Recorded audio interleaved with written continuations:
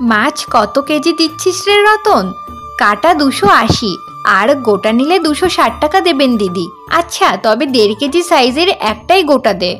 আমার কথা শোনার পরেই রতনের মুখটা কেন জানি না একটু শুকিয়ে গেল। তারপর কী সব ভেবে তৎক্ষণাৎই বলল, দিদি আপনি বরং কাটাই নিন, আমি কেটে দিচ্ছি। না না, কাটার জন্য টাকা নেব না, এমনিই কেটে দেব।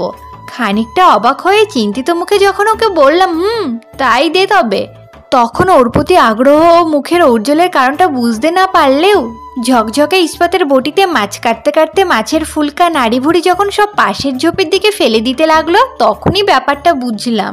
দেখলাম ছোট ছোট পায়ে এগিয়ে আসছে 3টে বিড়াল ছানা, রতনের সংসারে নতুন সদস্যরা।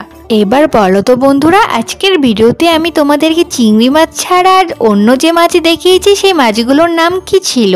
এই মাছগুলোর নাম আমার তো জানা নেই, তোমরা যদি জানো অবশ্যই বলবে।